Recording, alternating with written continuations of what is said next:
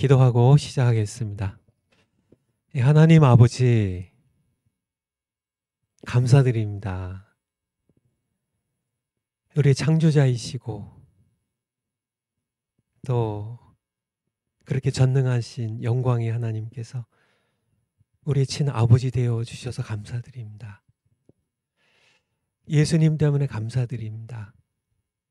예수님 보내주시 아니하셨으면 저희들은 죄인으로 하나님의 심판 가운데 멸망하고 지옥 가야 될 불쌍한 인생들인데, 하나님께서 독생자 예수 그리스도 보내주셔서 우리의 죄를 그의 피로 사해 주시고 하나님의 자녀되는 영광을 주셔서 얼마나 감사한지요. 저희들 이 시간도 다시금 하나님의 말씀 듣기 위해 함께 모였습니다. 우리에게 말씀해 주시옵소서. 우리가 함께 듣고 순종하는 저희들 되겠습니다. 감사드리며 예수님 이름으로 기도하옵나이다. 아멘. 여러분들 잘 지내셨죠? 저는 잘 다녀왔습니다. 여러분들 이렇게 인사도 못 드리고, 사실 제가 가기 전에 한 주 전에 인사드리러 가려고 했는데 우리 성령 집회하는 바람에 그렇게 못하고 그냥 가게 됐어요. 하지만은 하나님의 은혜 가운데 여러분들 잘 지내신 줄 알고 또 하나님께 감사드리고요.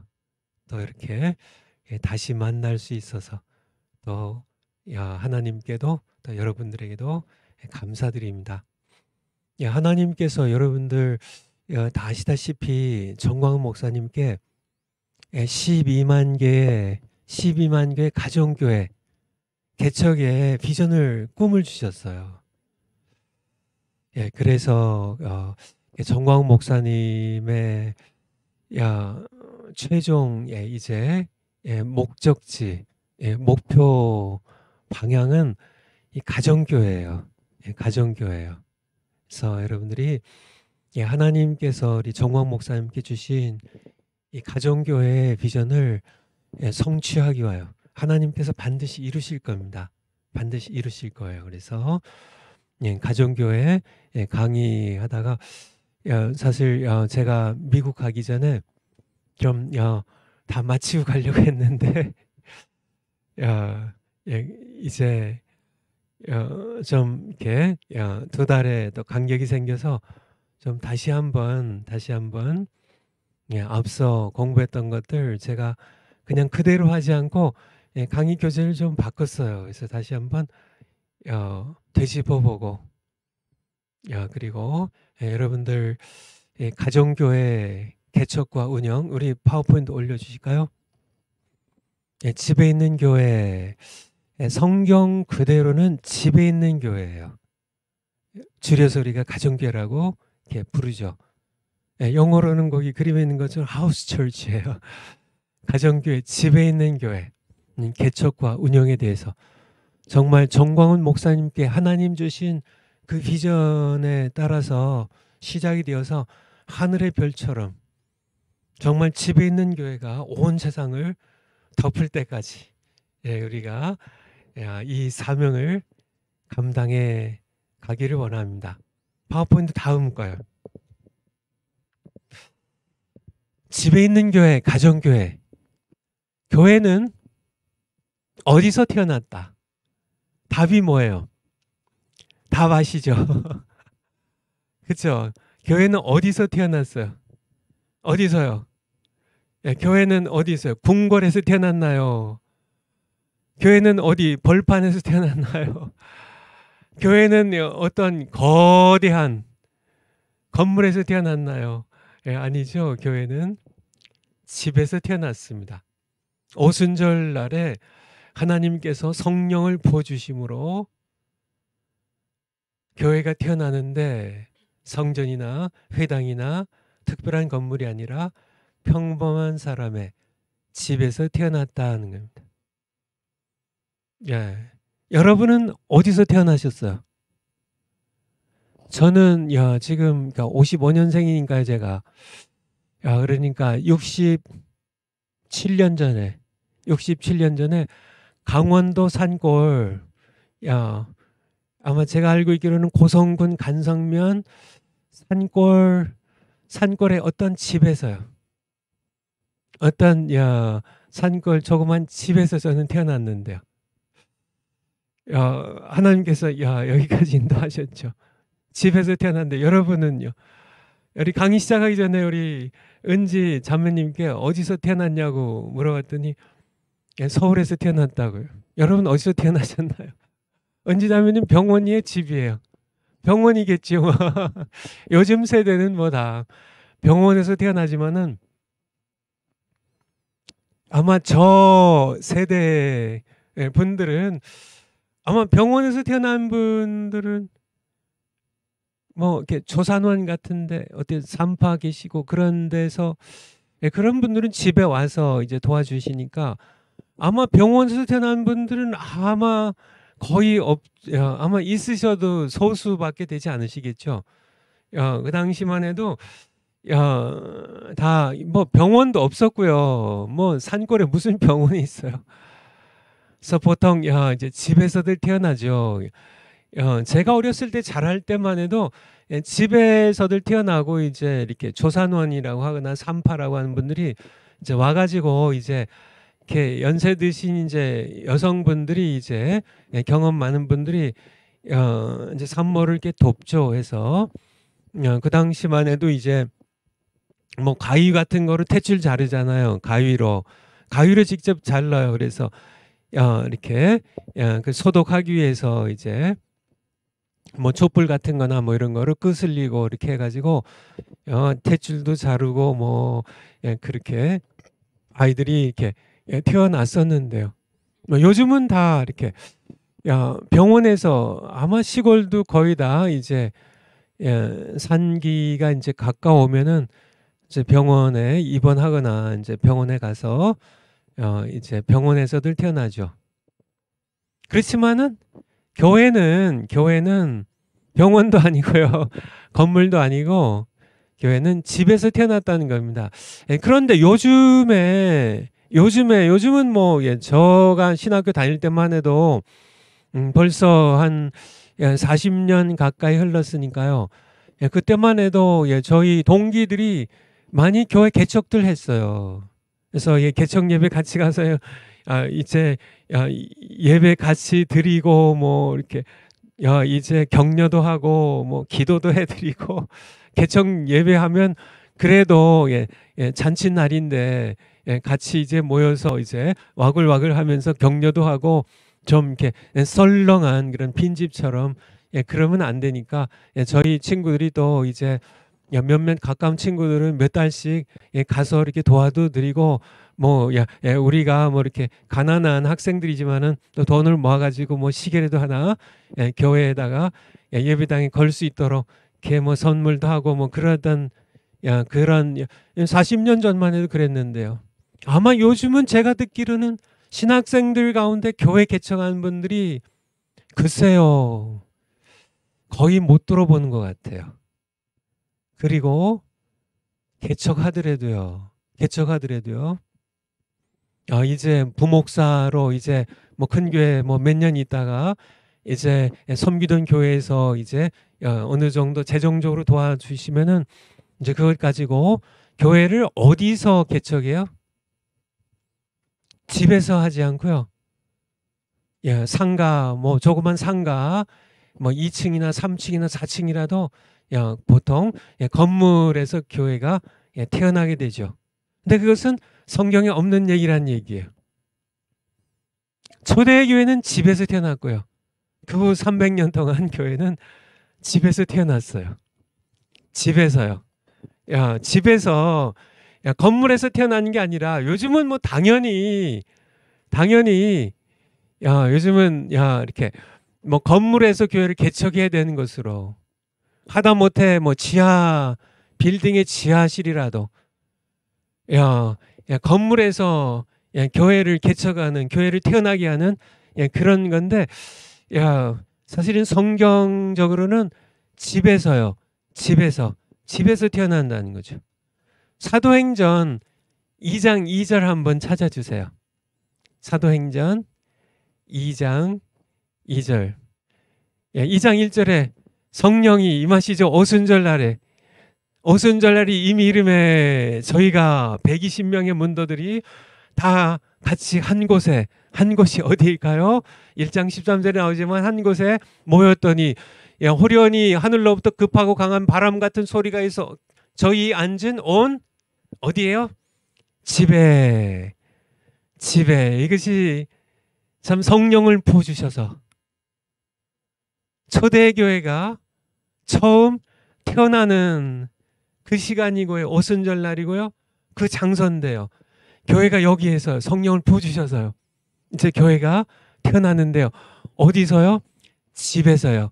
바로 요 집에 그들이 앉아서 함께 모여 성령을 사모하며 기도했던 그 집에서요. 예수님 명령하셨으니까 위로부터 능력을 성령을 부어주실 때까지 너희는 예루살렘을 떠나지 말고 누가복음 24장입니다. 기도하라고 말씀하셨던 1장 13절 한번 1장 13절 여기 보면은 들어가 저희가 유하는 바로 요 앞에 예수님이 바로 감람산에서 승천하셨잖아요. 승천하신 예수님 보면서 제자들이 이제 예수님의 모습이 안 보이는데도요. 계속 눈을 뗄 수가 없었어요. 정말 사랑하는 예수님입니다. 자신들 위하여 죄를 지고 십자가에 못 박아 죽으셨던 예수님.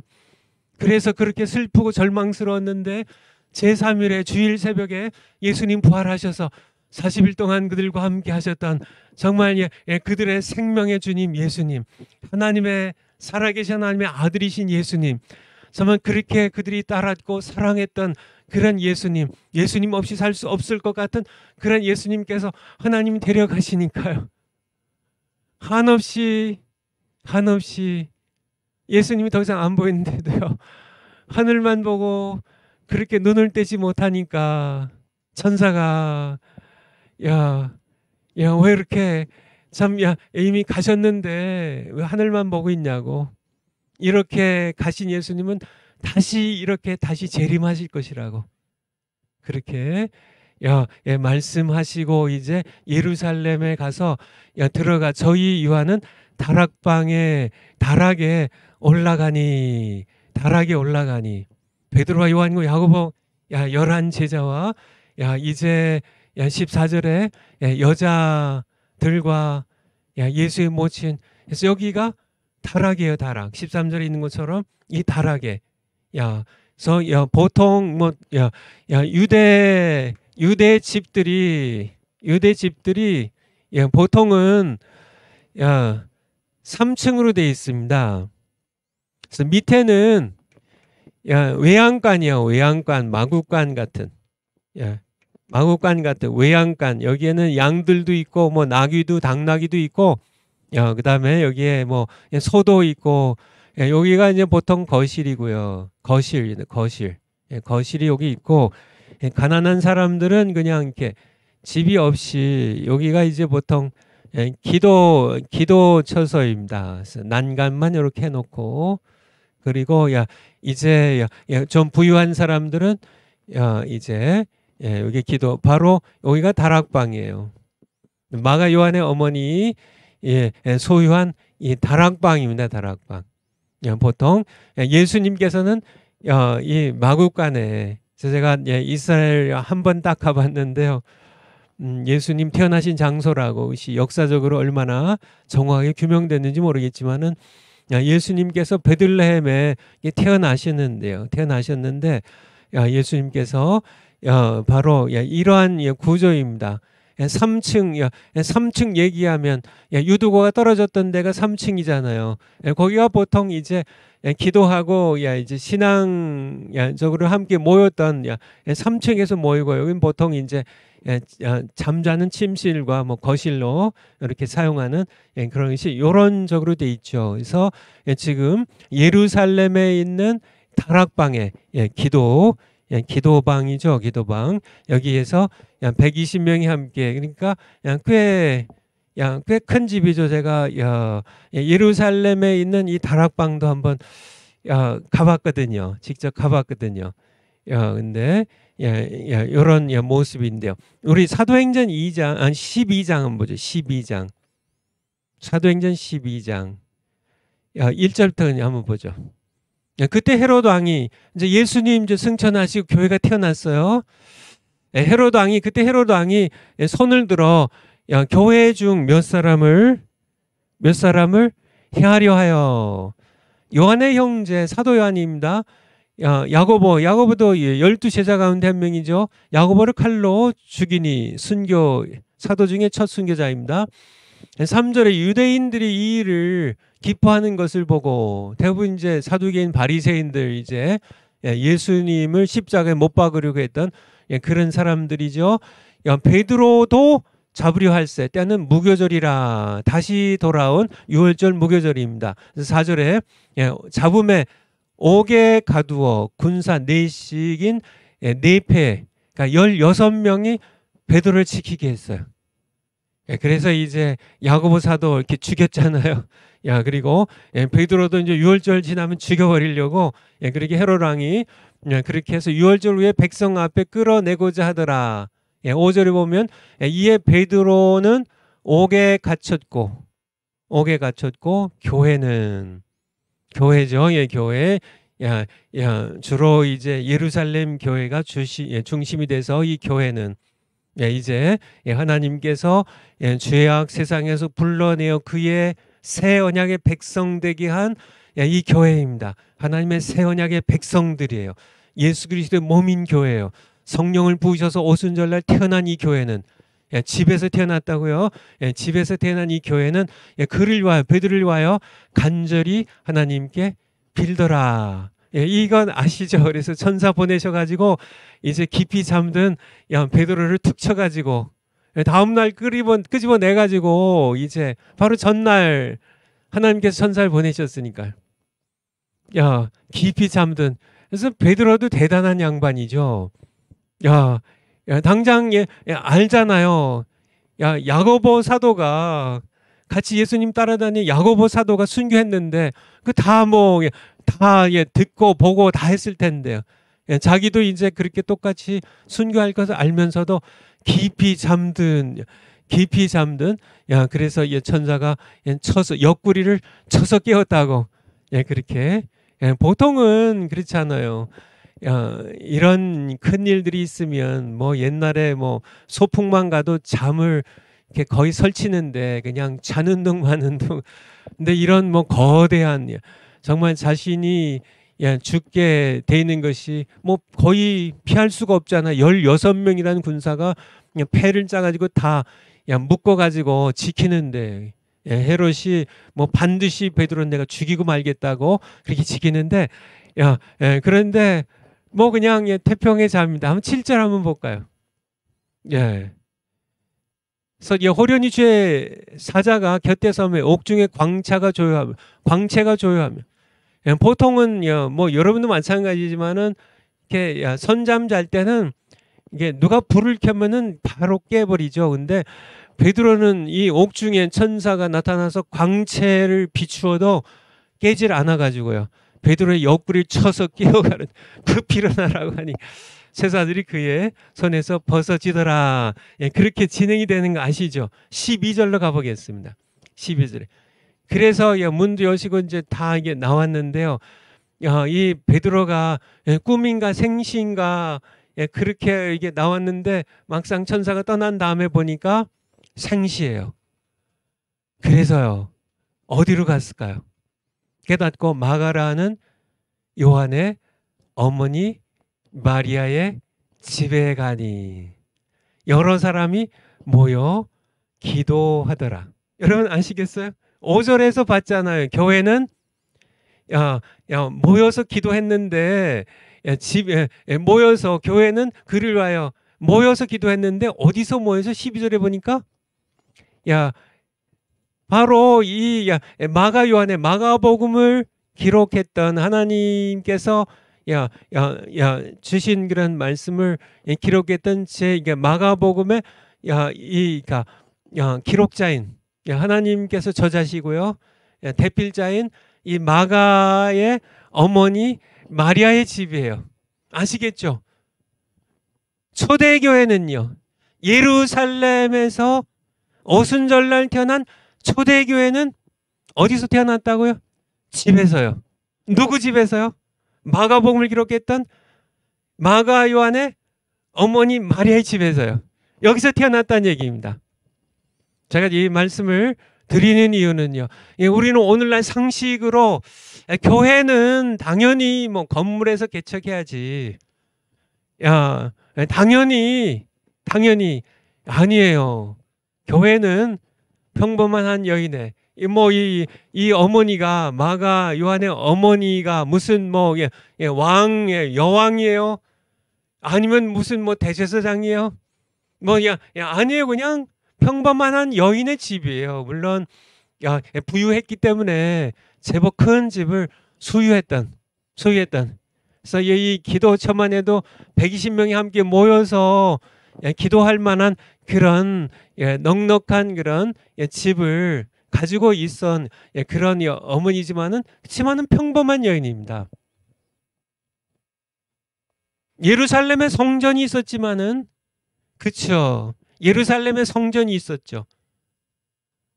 그것이 주후 70년에 로마 제국의 군대에 의하여 티투스 디도 장군의 군대에 의하여 짓밟히고 불타버렸지만은 아직 교회가 태어날 때는 그 전에 약 30여 년 전이니까요. 성전 무너지기 전이니까요. 여전히 예루살렘에 성전이 있었는데 교회는 성전 뜰에서 태어나지 않았어요. 성전 안에서 태어나지 않았어요. 헤롯 궁궐에서 태어나지 않았어요.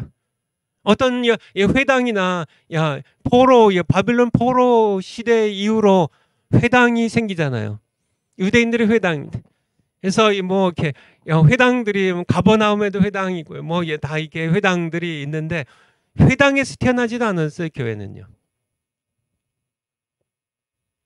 어디서 태어났다고요? 특별한 건물이 아니라 바로 평범한 집에서요. 그런데 제가 파워포인트에도 이렇게 기록해 놨지만 파워포인트 올릴까요? 예수님의 탄생을 봐도 마찬가지예요. 예수님께서도 왕의 도성이나 화려한 궁궐이 아니라 베들레헴의 평범한 집 외양간에서요. 이 외양간에서 예수님께서 바로 이 외양간입니다. 소도 있고 양도 있고 당나귀도 있고 이런 낭타도 있고 하겠죠. 이런데 여기에 짐승들이 밥 주는 그 먹이통인 구유에 예수님께서 누워서 평범한 집입니다. 평범한 집의 맨 아래층이죠. 예수님께서 그렇게 태어나셨던 것처럼 그리스도의 몸인 교회도 평범한 집에서 태어났다는 것을. 근데 오늘날 교회들을 개척하면서 너무나 많은 분들이 가능하면 좀 이렇게 또 돈을 이렇게 많이 가지고 또 건물을 하나 지어 가지고 시작하면 가장 최고고, 건물을 짓진 못하더라도 그래도 제법 널찍한 그런 건물 이렇게 좀 이렇게 빌려 가지고 2층이라도 빌려 가지고 그것마저 안 되면은 좀 지하라도 이렇게 공기도 안 좋고 조명도 현찮지만은 지하래도 이렇게 건물에서 교회를 개척하고 교회를 태어나게 하려고 하는데요. 그것은 성경에는 그런 거는 없다는 얘기예요. 물론 제가 그렇게 하면 안 된다는 얘기는 아니지만은 우리가 먼저 정상적으로 성경에서 교회가 태어난 거는 그 위에 마찬가지예요. 그 위에 마찬가지. 계속 교회는 집에서 개척되었습니다. 어디 나요? 사마리아 교회예요. 사마리아 교회예요. 필립 집사님의 집에서요. 다 계속입니다. 그렇게 교회는 퍼져나가면서요. 계속입니다. 계속. 뒤에 또 말씀드리겠지만은 약 300년 동안 교회는 계속 집에서 태어났어요.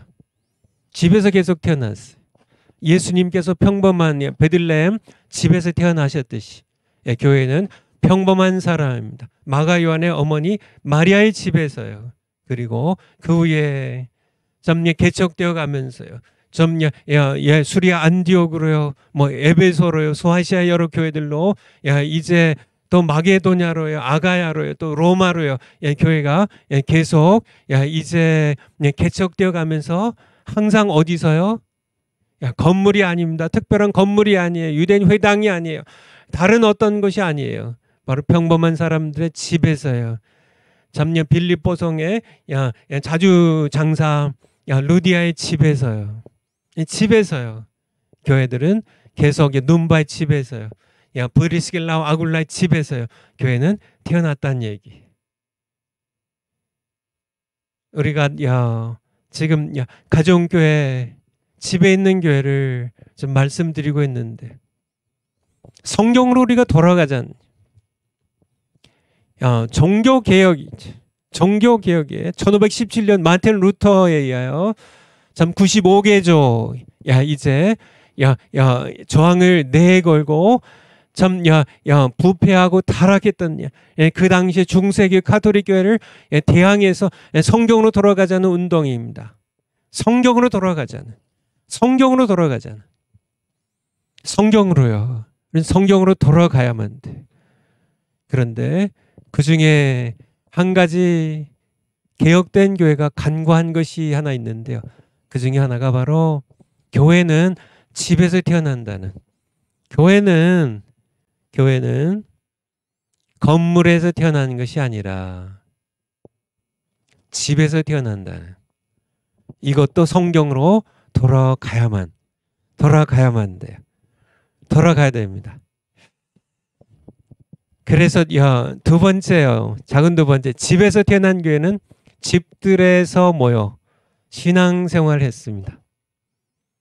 그래서 집들에서 모여 사도행전 2장 우리가 함께 찾아봤었죠. 3,000명이 그날에 41절에 3,000명이 이제 예수님을 복음을 듣고 회개하고 우리가 어찌할고 회개하고 이제 죄사함을 이제 받고 정말 예수 그리스도 예수의 이름으로 세례를 받고 성령을 받아서 그날에 3,000명이 이제 예루살렘 교회에 이제 신자들이 됐습니다. 그들이 어디서 모였다고요? 집들에서 모였어요. 집들에서 모여서 같이 음식을 같이 먹고 또 떡을 떼고 그리고 하나님을 찬미하며 신앙생활을 했던 겁니다. 8장에 가보면 7장에 스데반 집사님이 순교하시잖아요. 그리고 스데반의 집사님의 순교 이후에 예루살렘에서 큰 박해가 일어납니다. 그 주동자 가운데 하나가 바로 사울이죠. 사울이라는 청년이죠. 이제 사도 바울이 되는 이 사울이죠. 사울과 이 사람들이 교회를 핍박할 때 어디를 찾아갔어요? 교회를 진멸할세.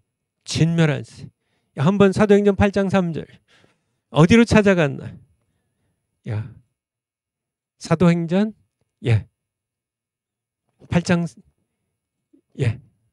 사울이 교회를 잔멸할세. 각 집에 들어가. 교회를 짓밟는데 왜 집을 찾아가요? 교회가 집에 있었으니까. 교회가 집에 있었으니까요. 그래서 초대교회는 집에서 신앙생활을 해서 집에서 태어났고요. 그렇죠. 저도 집에서 태어났는데 집에서 사는 것처럼 초대교회는 집에서 태어나가지고요. 집에서 신앙생활을 했어요. 그래서 교회를 찾는데 교회가 이렇게 궁궐에 있으면 궁궐로 쳐들어가야 되겠죠. 성전에 있으면 성전으로 가야 되겠죠. 어디에 있으면 거길 찾아가야 되겠죠. 근데 교회가 집에 있어요. 그러니까 교회를 완전히 뿌리 뽑으려고 교회를 잔멸할세. 정말 그냥 끌고 오려고 집에. 왜냐하면 교회는 집에서 신앙생활을 하고 있었기 때문에. 그래서 남녀를 끌어다가 옥에 넘기니라라고 우리에게 말씀해 주고 계세요. 20장 20절입니다. 사도행전 20장 20절. 20장 20절. 야, 이게 보면 사도 바울이 이제 예루살렘에 올라가는 길에 에베소 교회 장로님들을 밀레도 해변에서 만납니다. 그래서 이제 사도 바울의 이야기예요. 유익한 것은 무엇이든지 공중 앞에서나 각 집에서나. 여기서요. 공중 앞에서나 이거는 이제 예를 들면 에베소는 소아시아의 가장 중심 도시죠. 큰 대도시고요. 거기에 있는 많은 성도들을 놓고 복음을 전할 때는 또 믿지 않는 사람들도 있겠죠. 공중 앞에서 한 것이고, 그 다음에 또 하나 사도 바울이 복음을 전한 장소가 있는데 집에서요. 집들에서입니다. 집들에서. 근데 그러니까 원어의 뜻이 뭐냐면 파워포인트 각 집에서 꺼림없이 너에게 복음을 전하고 가르쳤다고 하는데, 파워포인트 보면 여기에 킹 제임스 버전이나 ESV죠. English Standard Version 두 개가 가장 이렇게 보수적인 신앙 갖고 있는 분들이 가장 많이 사용하는 성경 역본인데, 영어 역본인데, 거기에 보면 각 집에서 그것을 from house to house로요. 저기에 정확하게 집에서 집으로요. 사도 바울이요, 에베소 교회에서 복음을 전할 때, 예수 그리스도의 십자가와 부활의 복음 전할 때 공중에서요, 사람들이 모인 데서요, 전했을 뿐만 아니라 공중 앞에서 뭐 이렇게 회당에서도 했고요, 뭐 이렇게 길거리에서도 했고, 공중 앞에서 했는데, 또 중요한 것은 집에서, 각 집에서인데 from house to house. 이 집들이 뭘까요? 이 집들이 에베소 교회의 집에서 모이던 가정교회들입니다. 이제 오늘은 아무개 집사님이 섬기시는 집에 있는 가정교회에서, 오늘은 아무개 장로님이 섬기시는 가정교회에서요. 집에서 모이니까.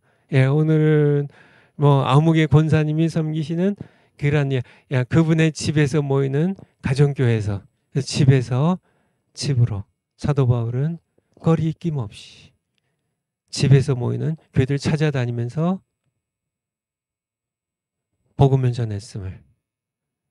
이것이 바로 뭐 성경 구절들 찾아보면 많이 있어요. 근데 제가 몇 가지를 좀 더 쉽게 우리가 이해할 수 있는 것을 몇 개를 뽑았을 뿐입니다. 아시겠죠? 그러니까 초대교회는 집에서 모여 신앙생활을 했어요. 여러분들 신앙생활의 중심지가 어디예요? 신앙생활의 중심지가 교회예요? 아니 이제 교회 얘기하는 건 이제 교회 건물 아니에요. 집이에요. 어디가 중심지인가요? 초대교회는 건물이 없었기 때문에 집에서만 했다는 얘기. 이것이 진정한 교회의 참 모습임을 말씀을 드린 겁니다. 많은 경우에 있어서 그러니까 교회 건물, 교회 예배당 건물 안에서 신앙생활을 하려고 하기 때문에 말씀드리려면 좀 너무나 많이 있지만은, 그것이 가져오는 그 신앙의 이중성이라고 할까요? 교회에서는 거룩한데, 그러니까 교회 건물 안에서는 거룩한데 집에 가면 거룩하지 않은. 그저 이렇게 집에서의 내 모습과 교회 건물 안에서 내 모습이, 제가 우스개 얘기로 전에 얘기 드렸는데, 이것이 정말 많은 교회 현실입니다. 어느 날 목사님이 설교를 너무 은혜롭게 잘하셨는데. 그래서 성도님들이 정말 은혜를 많이 받고 예배 끝난 다음에 사모님에게 야, 그렇게 얘기했대죠. 저렇게 훌륭한 목사님 모시고 산 사모님은 정말 행복하시겠어요. 사모님이 뭐라고 답변했다고요? 야, 한번 같이 살아보세요. 예, 그렇게 목사님. 그러니까 야, 목사님 강단 위에 건물에서 야, 예배당 건물에서 목사님의 모습과 교회 집에 가서 목사님 모습이 다르다는 얘기죠. 정말 이 사모님의 대답은 야, 강단의 목사님이 집에서도 야, 그 목사님이면 좋겠다고 그런 말씀하셨다고요. 야, 그것이 뭐 야, 우리 뭐 이렇게 몇몇 목사님들만 그럴까요? 제가 언젠가 말씀드린 것처럼 제가 한번 딱 야, 무슨 뭐 반그련인가 무슨 뭐 비슷한 야, 이렇게 엔티 크리스천 그러니까 무슨 이렇게 웹사이트에 한번 들어가 본 적이 있습니다. 그러니까 기독교를 이렇게 계속 욕하고 뭐 이렇게 비판하는 그런 분들 들어갔다 제가 언젠가 한번 말씀드렸죠. 들어갔다 너무 그냥 깜짝 놀라가지고 그냥 바로 이렇게 없애버렸는데 그러니까 바로 나와버렸는데 너무 하나님을 전혀 두려워하지 않고 정말 하나님의 그 거룩하신 이름을 함부로 거론하며 욕하는 그들이 너무 불쌍했고 너무 교회와 목사님들과 크리스찬들을 비난하는 그런 강도가 너무 심해서요. 너무 욕설이 심해가지고 제 눈으로 볼 수가 없어서 얼른 나와 버렸는데 그리고는 다시는 안 들어갑니다. 근데 제가 듣기로 아마 이게 사실일 것 같아요. 제가 듣기로 그렇게 목사님들 욕하고 장로님들 욕하는 너무 상스럽게 욕하는 그들 중에 많은 그런 사람들이 목사님, 장로님 자제들이래요. 교회에서 거룩한 아버지가 집에 와서 너무 상스럽게 너무 야비하게 그렇게 정말 거룩하게 기도하는 정말 거룩한 것처럼 모든 그런 참 불쌍한 죄인들을 다 용서하고 품는 것처럼 행동하는 아버지가 집에 와서는 자기들에게 성질 내고 화내고 별것 아닌 것 가지고 자녀들을 참 야단치고 괴롭히는 그러한 것들을 겪으면서 살았던 내 아버지 장로인데 내 어머니 권사인데 내 아버지 장로인데 나는 우리 아버지 믿는 그런 하나님이라면 난 믿지 않는다고. 바로 정말 초대 교회와 오늘날 교회 뭐 여러 가지 뭐 이유가 많이 있겠죠. 그 가운데 거슬러 올라가면 근본 이유 가운데 어디에서 그러면은 교회가 부패하기 시작했고 타락하기 시작하고 교회가 변질되기 시작하고 신앙들이 이중화되기 시작했고 거슬러 올라가면은 바로 교회가 집을 떠나서요. 건물로 들어가는 데부터 시작됐다는 바로 파워포인트 다음 장인데요. 한번 다시 보기로 하고 이거 맞아. 요거 끝내고 다시 요거를 다시 돌아가겠습니다. 아니 그거 말고요. 아까 그냥 그거 맞아요. 세 번째, 교회는 세상이 감당할 수 없는 속도로 집에서 집으로 성장해 갔다. 그래서 여러분들, 그러니까 집에서 태어났고요. 집에서 뭐 신앙생활 했고요. 교회는 정말 세상이 감당할 수 없는 속도로 세상이 정말 감당할 수 없는 그런 엄청난 파워로 집에서 집으로 성장해 갔다는 겁니다. 여러분들, 우리 인류 창조, 하나님의 창조 이래 인류의 역사상 가장 성경적으로 뭐 이렇게 아니라 좀 이렇게 세상 좀 역사 기준으로 한다면 가장 강력한 제국이 어떤 제국 같아요, 여러분들? 세계사, 학교에서 세계사 배웠는데 가장 강력한 제국이 어떤 제국일까요? 예, 아시리아 제국일까요? 바벨론 제국일까요? 파사 제국일까요? 예, 페르시아 제국, 파사, 페르시아 제국일까요? 예, 헬라, 알렉산더 제국일까요? 예, 아니면요, 이제 뭐 근대 뭐 나폴레옹의 프랑스, 나폴레옹의 제국일까요? 예, 아니면 뭐 나치 독일의 나치 제국일까요? 아니면은 요즘 미국이라는 그런 아니면 대영 제국일까요? 물론 동양에도요. 강력한 그런 제국이 하나 있었죠. 몽골이라는 몽골 제국일까요? 징기스칸으로 시작되는 제국하면 보통 이렇게 영토를 침략하고 빼앗고 하는 그런 이제 나라를 가리키니까요. 몽골 제국일까요? 근데 뭐 이견이야 좀 있겠지만은 대부분의 역사학자들이 하나님의 창조 이후로 지금까지 현재까지 가장 강력한 제국은 대부분 로마 제국을 가리킵니다. 로마 제국이요. 로마 제국입니다. 물론 뭐 몽골 제국보다는 좀 작은 그런 땅이었지만 그래도 로마 제국은요 유럽 대륙을 다 석권했고요. 그리고요 또 소아시아, 근동 아시아를 전부 석권했고요. 그리고 아프리카 북부까지 거대한 나라.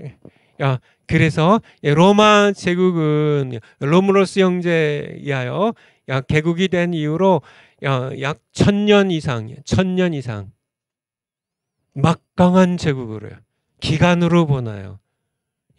땅으로 보나 남긴 정치, 경제, 문화적인 영향력으로 보나 몽골 제국도 강력했지만은 그것이 중단되어 버리고 했지만은 로마 제국과는 좀 이렇게 아무래도 영향력이 적었죠. 그런데 이 강력한 지구 인류 역사상 지구상에서 가장 강력했던 로마 제국이 누구에 의해 무너진 줄 아세요? 바로 집에서 모였던 교회예요. 교회에 무너집니다. 교회. 결국은 주 314년에 300년도 채 되기 전에 그렇게 로마 제국이 10대 박해를 가했습니다. 교회를 그냥 뿌리 뽑으려고요. 황제 숭배 안 한다고요. 참 제우스 신 섬기지 않는다고요. 끊임없이 정말 다른 임금 예수 그저 섬긴다고요. 그렇게 엄청나게 정말 불태워 죽이고요. 기름감에 던져 죽이고요. 정말 그렇게 수없이 십자가 못 박아서 그렇게 죽였어도 그래도 교회는 없어지는 것이 아니라요. 오히려 더 집에서 집으로요. 정말 세상이 감당할 수 없는 그런 속도로 세상이 감당할 수 없는 그런 힘으로 위로부터 부어지는 성령의 권능이죠. 교회는 집에서 집으로요. 집에서 집으로요. 건물에서 건물이 아니에요. 집에서 집으로 성장하면서 로마 제국을 창이나 칼이 아니라요. 무력이 아니라 군사력이 아니라 어떤 정치적인 어떤 외교술이 아니라 복음으로 로마 제국이 무릎을 꿇게 되는 바로 어디서요? 집에서 집으로요. 집에서 집으로. 중국 가정교회를 보라. 중국 가정교회를 보라. 49년부터요. 79년까지 약 30년 동안입니다. 30년 동안 1900입니다. 1900. 예. 교회를 그렇게 핍박했지만 교회가 중국 교회가 예배당 건물에서 모일 때 선교사님 다 그렇게 한 거죠. 그들의 간증에 하면 70만이었습니다. 1949년에 건물에서 모일 때 70만이요. 그런데 건물 다 뺏겼어요. 건물 다 뺏겼어요. 다 뺏겼어요. 할 수 없이 집으로 들어갔어요. 집으로. 집에서 중국 교회가 모이기 시작했습니다. 30년이 지났어요. 70만이 7천만으로요. 공산당입니다. 어쨌든 이 공산주의는 이것은 정말 이것은 뭐 이렇게 뭐 긍정적으로 얘기한다면 인류 역사상 가장 인간이 만든 가장 강력한 철학 사상이고요. 부정적으로 얘기한다면 정말 인간이 만드는 가장 강력한 전염병이에요. 웬병이에요. 연병. 사람들이 공산주의에 지금도 좌파 사람들이 있는데 뭐 어느 정도 이렇게 공산주의에 깊이 심취했는지 잘 모르겠지만은 뭐 그렇지 않고 그저 이제 좌파 정부에서 받는 그런 여러 혜택들이 있으니까 뭐 일자리도 뭐 시민단체 일자리도 해주고 뭐 여러 가지 뭐 좌파 시민단체 정부의 그 세금으로 거둬들인 돈이 뭐 엄청나게 들어가는 걸로 알고 있는데 뭐 수천억이 뭐예요. 그렇게 매년 들어가는 걸로 아는데 그런 것 때문에 도움을 받으니까 또 한편으로는 뭐 체념적으로요. 뭐 이 세상 한 세상 사는 건데 이런들 어떠하리 저런들 어떠하리. 그래서 나한테 잘해주면 돈 있다고 그냥 뭐 이렇게 행세깨나 하는 사람들 꼴 보기 싫고 동창이라고 잘 되는 그런 사람들 뭐 기업체 굴리면서 좋은 차 굴리는 거 꼴 보기 싫고 알겠다 모르겠다 그냥 이 나라가 어떻게 되든지 뭐 잘 산 사람들 다 빼앗아가고 나눠준다고 하는데 그런 좌파들도 꽤 계시겠지만은 어쨌든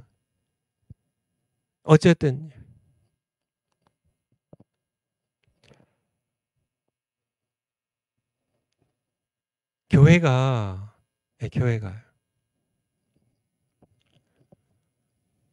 건물 때문에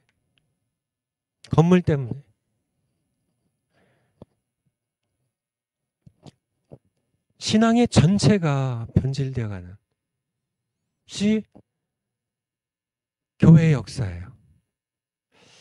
아마 신학을 공부하신 분들 신학교에서요. 교회사들 다들 공부하셨을 텐데 아마 이런 내용은 거의 듣지 못하셨을 것 같은데 파워포인트 다음 장으로요. 그거 다음 저기 파워포인트 그거부터요. 초대 교회는 300년간 예배당을 짓지 않았어요.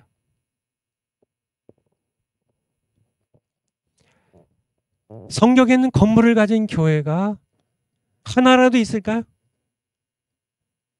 하나라도요. 아니 그래도 하나는 있지 않을까요? 없어요. 성경에는 건물을 가진 교회가 없습니다. 예루살렘 교회요? 안디옥 교회요? 에베소 교회요? 골로새 교회요? 어느 교회요? 저쪽 마게도냐로 가가지고요. 빌립보 교회요? 데살로니가 교회요? 아가야로 건너가세요. 거기에 고린도 교회가요? 건물을 가진 로마 교회가요? 아니에요. 초대교회는 300년 동안 건물이 없었어요. 예배당을 짓지 않았어요. 건축 헌금한 그런 성경이 없습니다. 예루살렘 그 지역에 심한 기근이 와가지고요. 가뭄이 와서 구제 헌금은 한 적이 있었대요. 건물을 짓기 위한 것은 없어요. 건물 자체가 없었으니까요. 성경에 없습니다. 아니, 성경으로 돌아가자면서 왜 이건 돌아가지 않나요? 왜 돌아가지 않나요? 성경에는 건물 가진 교회가 없어요. 없다니까요. 하나도 없다니까요. 교회에 예배당 건물을 도입한 분은 하나님이 아니라 사람이에요. 로마 황제 컨스탄틴입니다.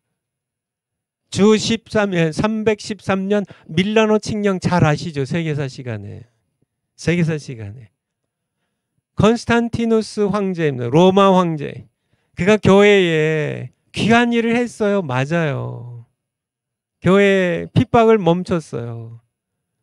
귀한 일을 했지만은 사실은 이 교회를 향한 핍박이 없어지면서요. 고난이 사라진 교회는요. 이제는 뭐 황제가 후견인이 되니까요. 황제가 교회 편이에요.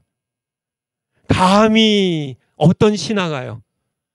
감히 어떤 그런 사람들이 아니 황제가 교회 편인데 교회는 평화 시대가 오게 됩니다. 교회는 정말 재산을 불려가기 시작하고요. 교회는 막강한 그런 권력을 누리기 시작하고요. 그러면서 시작된 게 바로 교회의 건물 포로 시대입니다. 컨스탄틴 황제가 직접 로마예요. 컨스탄티노플이에요. 그리고 예루살렘에 직접 예배당 건물을 졌어요. 컨스탄틴 황제가 직접 짓기 시작했습니다. 근데 교회의 예배당 건물을 지어준 컨스탄틴의 개념은 신전 개념입니다. 자기가 아는 모든 종교들은 다 신전을 갖고 있거든요. 제우스 신전입니다. 판테온이라는 그런 여러 신들의 신전, 이런 여러 여신의 신전입니다. 아데미 여신의 신전입니다. 에베소에 이렇게 신전들을 갖고 있어요. 그래서 컨스탄틴도 교회를 섬긴다는 그런 마음이 그것이 착한 마음인지 모르겠지만은 교회를 결정적으로 부패하게 하는 고난이 지난 것도 그렇고요. 참 이제 교회에 건물이 도입되기 시작하는 교회는 변질되고 부패되기 시작합니다. 제가 이루 말할 수가 없어. 이것만 가지고도 아마 한 6개월 얘기를 해도 다 증거를 가지고요. 아까 사진 좀 봤는데요. 사진 한번. 이 사진이 뭔 사진 같으세요? 조선일보 작년 11월 7일 기사입니다. 아동 33만 명 성착취 인정.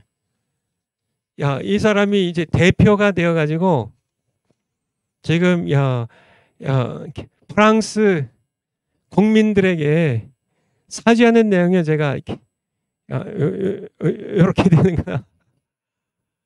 기사를 이렇게 하나 뽑아 갖고 왔는데요. 요 앞에 있는 사진이 그 같은 사진입니다. 조선일보 기자인데요. 프랑스에서는 기사 내용입니다. 제가 읽어드리면은 프랑스에서는 지난달 5일 그러니까 11월 기사니까 10월 5일 작년 10월 5일 보고서를 발표했는데요. 1950년부터 2020년까지 70년 동안 최소 33만 명의 아이들이 프랑스 카톨릭 성직자와 신도들에게 성적으로 학대당했다는 보고서를 발표했다. 프랑스 카톨릭 성학대 독립조사위원회에 따르면 가해자입니다. 그러니까 이 아이들을 성적으로 강간을 하거나 아니면은 성추행을 했던 그런 가해자가 3천여 명에 달했으며 이게 드러난 숫자겠죠. 드러나지 않은 거는 숫자 안 올라가겠지만 피해 아동의 80%가 10세에서 13세 사이의 남자 아동이었다. 이에 현재 프란시스코 교황이죠. 가톨릭 교회 수장인 프란시스코 교황이 오랫동안 이 문제를 방치한 교회의 무능력함은 나와 우리 모두의 수치라고 하며 직접 사과하기도 했다. 프랑스만의 문제가 아니에요. 제가 목회할 당시 미국에서도요, 캘리포니아 주에서도요, 뭐 미국 여러 주에서도요, 끊임없이 정말 그러니까 미국의 가톨릭 교회에 그 엄청나잖아요. 그 가톨릭 교회는 이렇게 분열이 안 되고 하나로 있기 때문에 그 엄청난데 가톨릭 교회의 재정이 바닥날 만큼 하도 많이 성적인 착취, 성적인 그런 여러 추행들 뭐 이런 것들 때문에 하도 많이 고소를 당해가지고 가톨릭 교회에 재정이 흔들린다는 이런 얘기를 들었어요. 이런 일들이 왜 일어날까요? 왜 일어날까요? 거슬러 올라가면요. 거슬러 올라가면은 교회들이 건물이 되면 여러 요인들이 있겠지만은 중요한 한 가지 이유는 건물입니다. 건물을 교회가 갖기 시작하면은 교회는 그때부터 교회가 조직화되기 시작해요. 그래서 가톨릭 교회는 성직자 계급이 생깁니다. 집에서 모일 때는 평범한 집에서요. 그냥 아빠 엄마고 자식들이죠. 할아버지 할머니죠. 그렇지만은 건물이 생기게 되면요. 건물이 생기게 되면 이제 건물에 이제 많은 사람들이 함께 모이면서 조직이 생겨요. 그래서 성직자 계급이 생겨요. 교황이 생기고요. 주기경이 생겨요. 뭐 아크 비숍이 생기고 뭐 일반 비숍이 생기고 뭐 여러 프리스트들이 생기고 뭐 이렇게 해서 이 계급들이 생겨요. 계급이에요, 계급. 그리고 성경에도 있지 아니한 성직자들의 독신, 그들이 이제 여러 가지 범하는 성적인 그런 범죄들. 뭐 이루 말할 수가 없어요. 이루 말할 수가 없어요. 교회의 재산들이 늘어가기 시작하고요. 더군다나 이제 큰 건물이 생기면 꾸며야죠. 세속화됩니다. 세상에 여러 종교들이 남신, 여신들을 만들잖아요. 교회에서도요. 성모 마리아상을 만듭니다. 베드로상을 만들어요. 뭐 예수님을 아기 모습으로 만들어 놔요. 예수님의 십자가에 달리신 모습을 만들어 놔요. 그러한 것들이 거룩한 것 같지만은 아닙니다. 우리의 신앙을 부패시키는, 정말 지금 여기 살아계신 내 안에 계시고 나에게 말씀하시고 교회의 머리가 되셔서 교회를 이끌어 가시는 살아계신 부활하신 하나님의 아들 예수 그리스도, 그분을 모시고 살아가야 되는데요. 왜 죽으신 예수님, 죽으신 모습, 예수님도 아니고 죽으신 예수님의 모습에 우상을, 신상을 만들어 놓고 왜 그것을 섬기냐고요. 그것뿐만이 아니에요.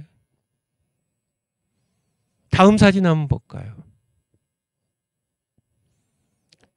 부지기수로 많습니다. 근데 이것들이 뭔지 아세요?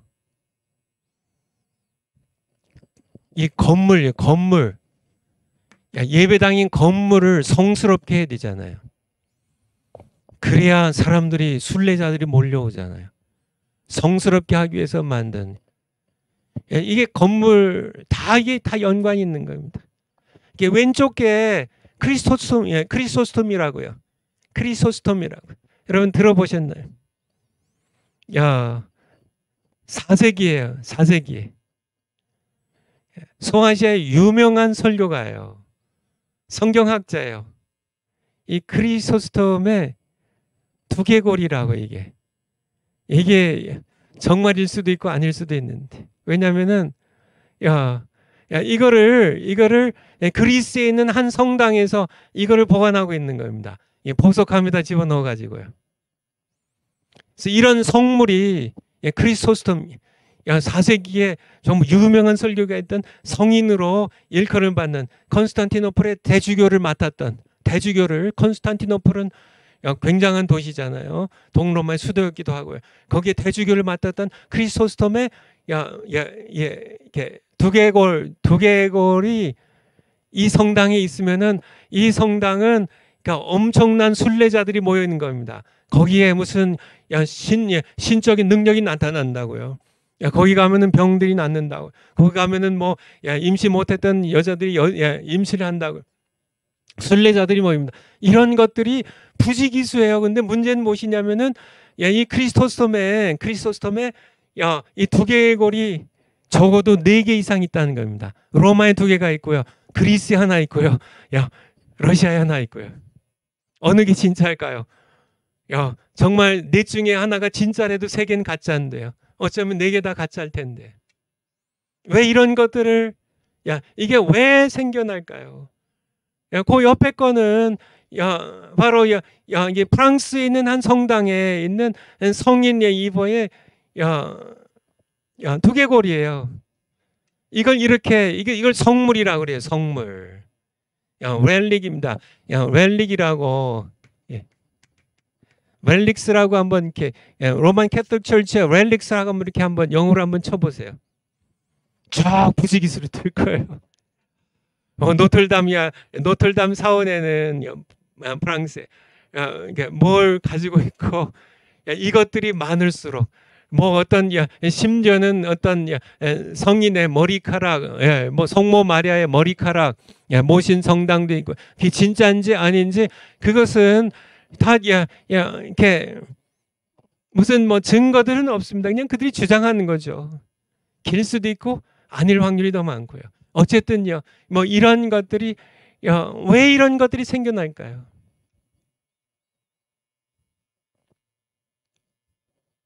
바로 교회가 건물을 갖기 시작하면서 건물을 더 거룩하게 만들기 위한 더 많은 그런 순례자들을 모이게 하기 위한 뭐 이루 말할 수가 없어요. 이루 말할 수가 없어요. 이게 한둘이 아닙니다. 그러니까 신명기 34장에 보면요. 신명기의 마지막 장인데요. 신명기 34장. 한번 찾아주실래요? 구약성경 신명기 34장 신 34장 6절. 모세가 이제 120세 죽잖아요. 그래서 장사를 지냅니다. 장사를 지내. 5절부터 한번 볼까요? 이에 여호와의 종 모세가 여호와의 말씀대로 모압 땅에서 죽어 벳볼 맞은편 모압 땅에 있는 골짜기에 장사되었고 오늘까지 그 묘를 아는 자가 없으니라. 왜 하나님께서 모세의 묘를 모르게 했을까? 왜 모르게 했을 것 같으세요? 정말 하나님의 종이지만 위대한 종이잖아요. 정말 모세는 정말 위대한 종입니다. 뭐 출애굽기부터 보면은 신명기까지 정말 모세 같은 선지자는 없어요. 하나님과 대면하여 이야기했던. 하나님 직접 말씀하셨습니다. 다른 선지자들은 내가 뭐 환상으로 보고 꿈으로 얘기하지만은 모세는 너희와 달라. 아론과 미리암에게요. 모세와는 나는 친구처럼 나와 대면하여 얘기했던 그런 위대한 종 모세가 죽었을 때 아마 모세의 묘가 그냥 이렇게 밝혀졌다면 아마 오늘날까지 뭐 순례자들이 끊임없을 겁니다. 그의 어떤 손톱 하나라도 이렇게 성당에 예배당 성당 건물에 갖다 놓으려고요. 손톱 하나라도 정말 발톱 하나라도 하나님의 마음 아시나요? 그냥 모세 남은 유해를 섬길까 봐 아예 그냥 묘를 알지 못하게 해버리신 하나님. 더욱이요 예수님의 무덤이라는 것도 제가 가봤는데 빈 무덤입니다. 빈 무덤입니다. 예수님 지금도 예수님 뭐 그런 어떤 성당에서는 예수님을 못 박았던 십자가의 못을 갖고 있다고. 그게 성물이래. 아니에요. 그게 진짜인지 아닌지 모르겠지만요. 참, 예수님 십자가에 못 박았던 그 못이 성물이 아니라 거기에 못 박히셨고 우리의 죄를 위해 죽으셨고 부활하신 지금 여기 살아계신 예수 그리스도, 그분이 우리를 구원하신 거지. 그분을 못 박았던 못이, 그것은 우상숭배의 한 종류죠. 아니, 그게 아닙니다. 어떤 마리아의 어떤 유해가 있어도요. 어떤 세례 요한의 머리에 고를 이 두개골을 모신 그런 성당도 있다 그래요. 진짜인지 아닌지 모르겠지만 그게 무슨 우리를 구원하나요? 아니에요. 오직 지금 여기 살아계신 예수 그리스도, 그분이 우리를 구원합니다. 문제는 무엇인가요? 바로 이 건물에서 나오는, 거슬러 올라가 보면 하나둘이 아니에요.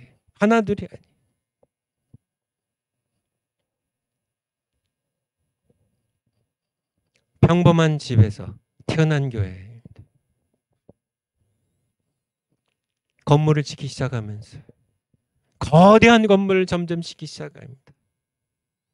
점점 더 수십 년씩 100년 이상 넘게 지었던 그런 세인트 피터스 버실리카, 엄청난 건물이지. 면제부까지 팔아가면서 거기에 성상들을 세워놓고 거기에 스테인드 글라스를 집어넣고 거대한 그런 돔들 해놓고 거기에 벽화들, 성화들 그려놓고. 그게 교회인가요? 그렇게 해야 예배가 되나요? 아닙니다. 하나님께서는 예수님 말씀하시죠. 예수님께서 요한복음 4장에 보면 이 산에서도 말고 예루살렘에서도 말고 하나님께 영과 진리로 예배할 때가 온다고요. 예루살렘 성전이 아니에요. 그리심산의 신전이 아니에요. 산당이 아니에요. 영과 성령과 진정으로 예배하는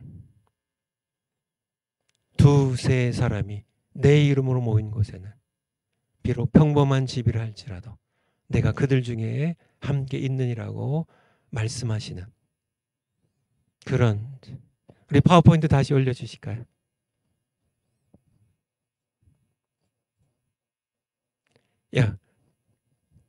그 위쪽으로 올라가서. 파워포인트 아까 봤던.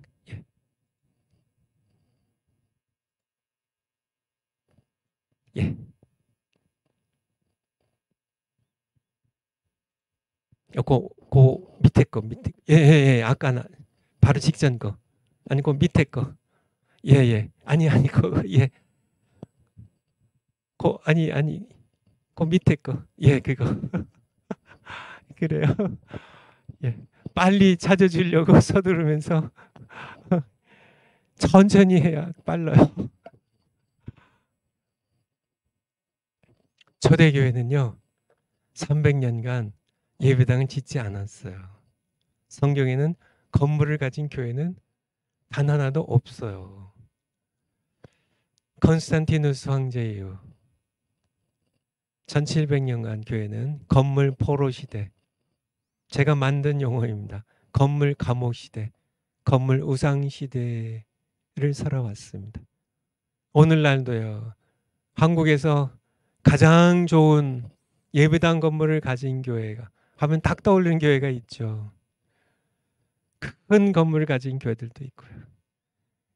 맨 밑에도 제가 말씀드린 것처럼 건물 소유하는 거를 반대하는 건 아닙니다.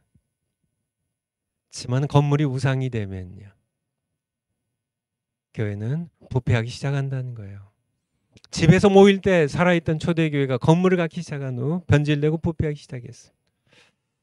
그 결과 화려했던 예배당들이 오늘날 관광지가 되고요, 술집, 모스크, 식당 등으로 팔려가고 있습니다. 제가 작년 가을에 교회론 강의하면서 그때 사진들 보여드렸죠. 술집으로 팔려가고 식당으로 팔려가고 모스크로 팔려가고 또 아주 뭐 거대하고 저기 하는 것들은 이제 관광지가 되고 많아. 교회는 건물 포로 시대에서 벗어나 초대교회, 가정교회로 돌아가야 합니다.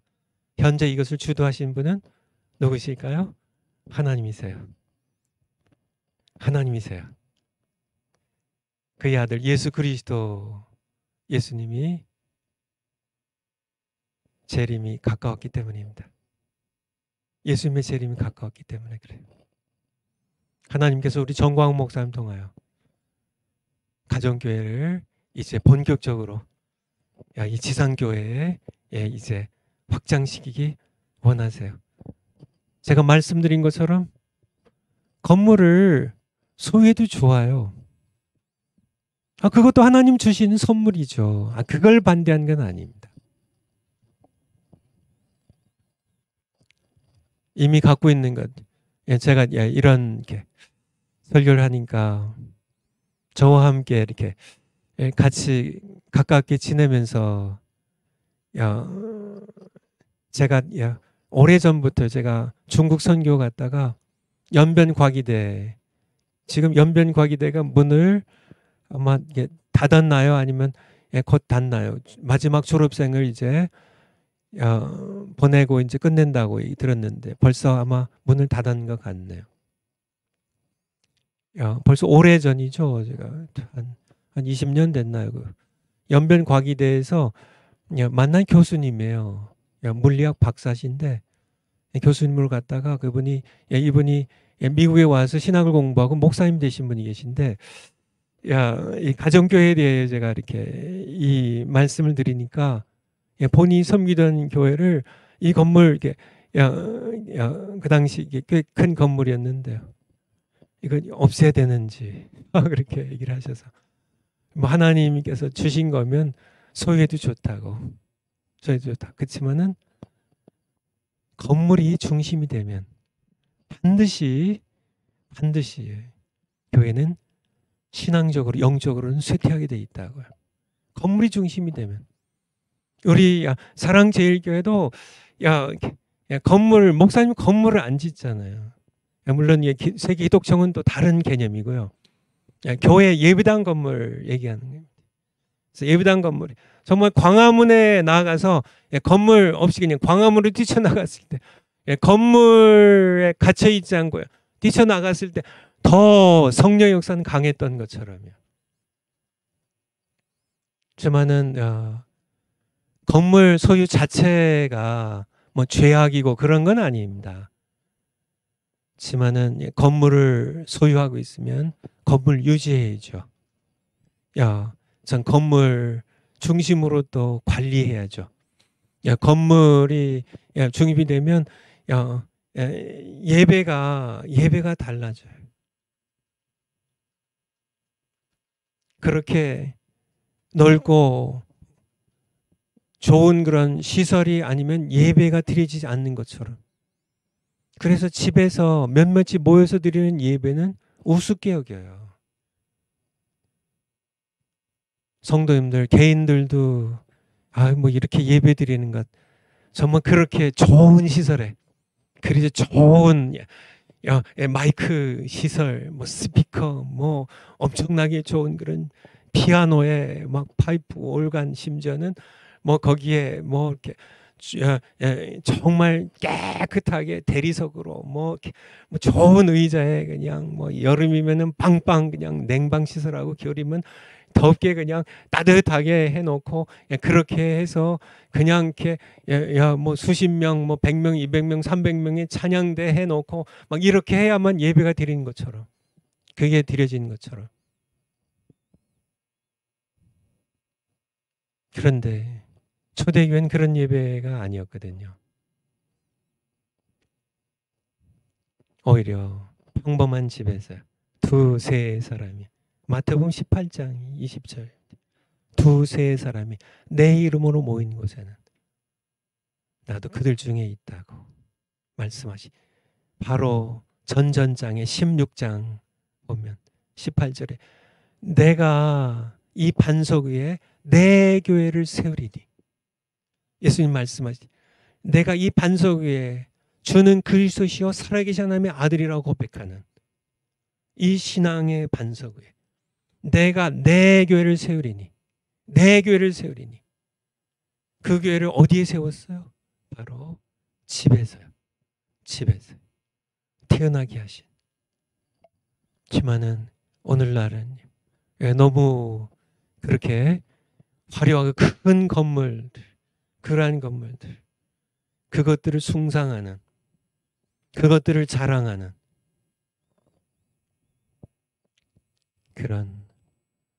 그렇지만은 역사를 한번 보세요. 역사를. 유럽 교회 역사를 보세요. 여기에 있는 것처럼 그냥 관광지가 되고요. 그렇죠. 술집 텅 비었어요. 제가 언제 한번 보여드렸나요? 영국 웨스트민스터 대사원이죠. 영국 국교회 이피스코펄 철치의 영국 국교회죠. 영국 국교회의 가장 중심되는 예배당 가운데 하나잖아요. 그런데요, 주일날 예배는 그저 소수의 인원들이 모여서 그 화려한 그 역사적인 건물 예배드린 자는 거의 없고요. 늘 관광객들이 줄을 서서 들어가는 그런 그게 제가 한번 교회론 할 때 좀 보여드렸죠. 다른 프랑스에 있는 여러 성당들 줄을 서 가지고 로마에 있는 그런 성당들 다 하나님을 예배한다는 예배당들입니다. 성당 하니까 다르게 생각하는 게 아니라 다 예배당 건물들이에요. 다 그렇게 해요. 근데 지금 유럽 교회들이 지금 거의 다 비어가는 거 아시나요? 정말 정확하게 그러니까 나는 기독교인입니다 하고 하는 사람들의 숫자가 그렇게 해요. 좀 종교 개혁들이 진행되었던 그런 이 교회들 우리 가톨릭 교회 다 빼고요. 그냥 개혁된 교회 만들도요. 교회들이 다 비어가고 있어요. 제가 미국에서 오래 있었으니까요. 제가 너무 잘 알죠. 동부도 서부도 다 그렇습니다. 부지기수래요. 미국의 교회들. 그게 50년 전만 해도 이렇게 꽉꽉 찼던 그런 많은 예배당들이 지금 할아버지 할머니 그냥 10대뿐이 모여서 예배드리는 부지기수예요. 부지기수. 그나마 유지되는 게 미국은 이렇게 종교 시설에 대한 세금이 부과되지 않으니까 그냥 이렇게 유지비만 있으면 되니까. 그래서 주로 이제 한인 교회들이 그러니까 세를 얻어서 들어가죠. 그래서 한인 교회들이 내는 그 월세 가지고 교회 건물 보수나 하고 그들 돌아가시면 이제 어떻게 될까요? 그래서 $1에 한인 교회 이렇게 그런 교회는 아주 귀한 분들이고 그나마 한인 교회 예배당을 넘겨주기도 하고요. 그렇게 왜 이 미국 교회가 미국은 역사가 짧잖아요. 유럽 교회는 이미 오래 지났잖아요. 정말 청교도의 신앙을 가지고 건너갔던 이 미국의 신앙의 선조들이 미국을 건국한 후에 그렇게 번성했던 교회들이 200년이 흘러가면서요. 벌써 교회들이 텅 비어가는데. 근데 문제는 이것이요. 이미 벌써 예루살렘과 이 소아시아 이 지역에 있는 교회들이 벌써 무너졌고요. 유럽 교회들이 무너지고요. 미국 교회들이 무너지는데 그 다음 차례는 어딜까요? 한국 교회입니다. 한국 교회도 반드시 다시 집으로 돌아가지 않으면 집에 있는 교회 가정교회로 돌아가지 않는다면 한국 교회도 반드시 유럽 교회 전철을 밟게 될 겁니다. 미국 교회 전철을 밟게 될 거예요. 이미 드러나고 있잖아요. 여러분 이미 드러나고 있잖아요. 이미 코로나 이전에 이미 통합축 교회의 절반이 유년주일학교가 없대요. 이건 이미 아는 분들이 다 아는 사실 아닌가요? 없어요. 예. 아이들이 없어요. 아이들이. 예, 교회에 뭐 통합식 교회 몇만 개가 있나요? 한 만 개 있나? 만 개라고 친다면요. 더 있는지 모르겠지만 만 개라고 친다면 만 개 가운데 5천 개 교회가 아이들이 없어요. 아이들이 청소년들이 없어요. 간혹 가서 그저 20, 30대 부부 그저 조금 있는지 그 정도밖에 없어요. 없어요. 여러분들 한국에 이대로 30년 지나면은 벌써 고령화죠. 고령화입니다. 아이들 대학교만 들어가도 교회 안 다녀요. 정말 대한민국의 대학교는 진짜 선교지 가운데 선교지입니다. 아이들이요 안 다니. 중고등부 다 텅 비었어. 더군다나 이제 코로나 이 전염병이야 이 팬데믹이야 이때 너무나 많은 그런 교회들이 실상이 점점 드러나겠죠. 60%가 될지 70%가 80%가 될지 몇몇 대교회 빼고는요. 주일학교가 다 없어진. 여러분들 한국교회 미래를 보세요. 미래를 보세요.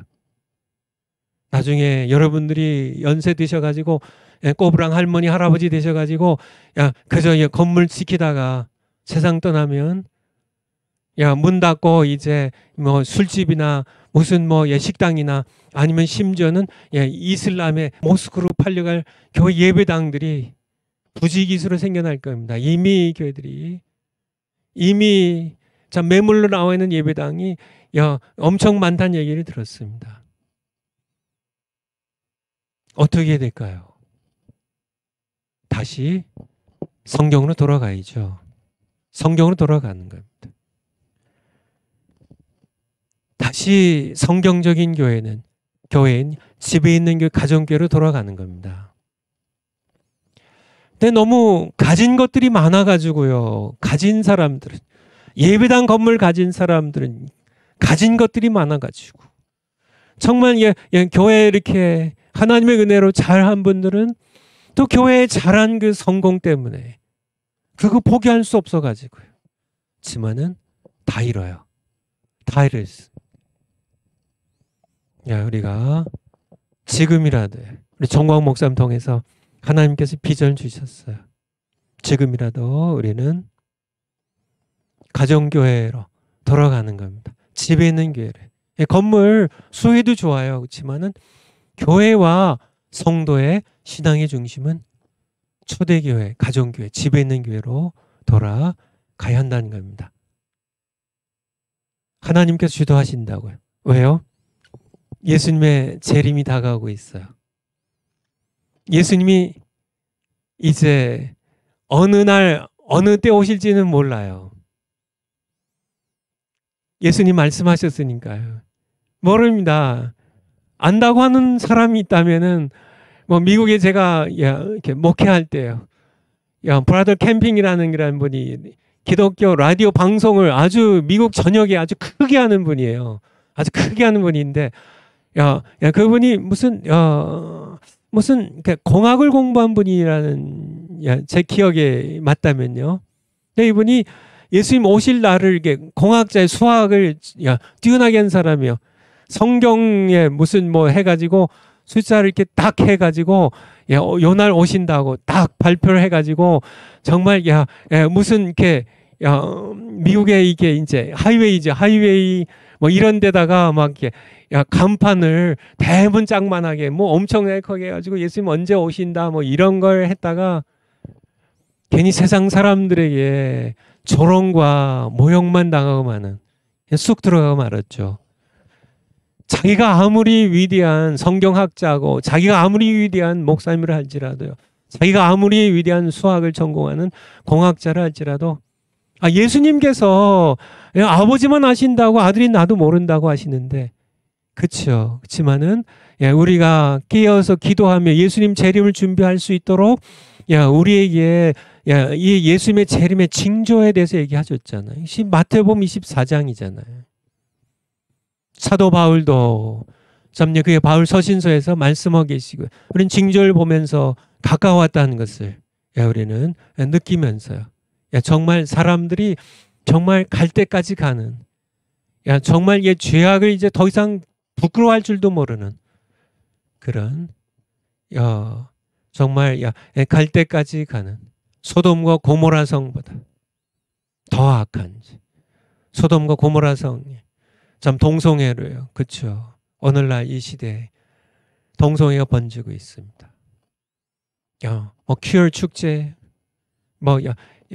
얼마 전에 우리 이스라엘에 오래 사셨던 어떤 목사님 만났는데요. 샌프란시스코 얘기하더라고요. 제가 목회했던 이웃 도시가 제가 산호세에 있었는데요. 산호세 1시간 거리에 샌프란시스코가 있는데 유명한 동성애 도시입니다. 동성애 축제를 한 달씩 전 세계에서 동성애들이 모여가지고 벌거벗고 애들 보는데 아무 상관없습니다. 그렇게 축제를 벌이고 퍼레이드를 하고 하는데 충격적으로요. 세계적으로 가장 유명한 동성애 축제 가운데 하나가 어디서 벌어지는 줄 아세요? 바로 성지라고 하는 이스라엘 땅 텔아비브에서 벌어져요. 참 충격적이죠. 그 거룩한 땅이 예수님이 걸으셨던 그 땅에 참 여전히 구약 성경을 자신들의 성경으로 읽는데 신약 성경보다 구약 성경의 동성애에 대하여 하나님께서 말씀하시는 것이 죄악이라고 하나님께서 가증하게 여긴다는 가증 여기는 죄악이라고 말씀하시는 그 죄악을 구약 성경을 그들의 경전으로 가지고 있는 믿고 따르는 그들의 땅 텔아비브에서요. 동성애 축제가 버젓이 벌어지고 있다는 사실이 그런 시대예요. 예수님 다시 올 때가 다가왔어요. 파워포인트 다음 거요. 세 번째. 첫 번째가 뭐예요? 교회는 집에서 태어났다. 두 번째가 뭐예요? 초대교회는 300년 동안 예배당을 짓지 않았다. 건물을 갖지 않았다. 세 번째는요, 시대를 분별하라. 영의 눈을 뜨고 주변을 살펴보세요. 시간이 다 됐는데요. 성경만 한번 찾아보고 그리고 마치겠습니다. 누가복음, 신약성경 누가복음 12장 54절부터. 또 무리에게 이르시되 너희가 구름이 서해에서 일어남을 보면, 서해에서 일어나면은 이스라엘 지도 한번 머리에 그려보세요. 서쪽이 어디예요? 지중해 쪽이에요. 지중해 쪽. 성경으로 대해입니다. 지중해라는 거대한 바다가 있죠. 지중해 쪽에서 구름이 일어난 보면 곧 말하기를 소나기가 오리라 하나니. 갈멜산이 이 지중해 해변에 우뚝 솟은 산이거든요. 거기서 이 엘리야가 이 지중해 이 바다 쪽을 보면서 머리를 무릎 사이에 놓고 7번 기도했던 것이에요. 손바닥만한 구름 하나가 떠오르니까요. 엘리야는 알았습니다. 하나님께서 3년의 가뭄을 멈추시고 큰 비를 주실 것을 알고 믿음으로 이제 아합 왕에게 큰 비가 오니까 빨리 내려가라고 그렇게 했던 그런 구름이 서해에서 지중해 바다 쪽에서 일어나 보면 곧 말하기를 소나기가 오리라 하나니 과연 그러하고, 남풍이 불을 보면 남쪽은 어딜까요? 바로 그쪽이 바로 시나이 반도가 있고요, 아라비아 반도가 있고 애굽 이집트가 있죠. 그쪽이 전부 사막 광야 지역이거든요. 메마른 바람이 일어나는 거죠. 남풍이 불을 보면 말하기를 심히 더우리라 하나니 과연 그러하니라. 56절에 외식하는 자여, 위선자들이여, 너희가 천지의 기상은 분별할 줄 알면서 어찌 이 시대는 분변치 못하느냐. 여러분들, 야, 일기예보 들으시나요? 천재 기상은 분별할 줄 알면서 남풍이 불어오면 봄이 오고요. 북풍이 불어오면 겨울의 한파가 밀려오는데 천재 기상은 분별할 줄 알면서 어찌 이 시대를 여러분 이 시대를 분별하셔야 돼요. 그렇지 않으면은 여러분들이 한파가 몰려올 때 정말 거대한 그런 그런 더위가 몰려올 때 뭐 더위나 한파 정도는 견디면 되겠지만은 이 시대를 분별하지 못하면요. 여러분 망합니다. 여러분의 자식들이 망해요.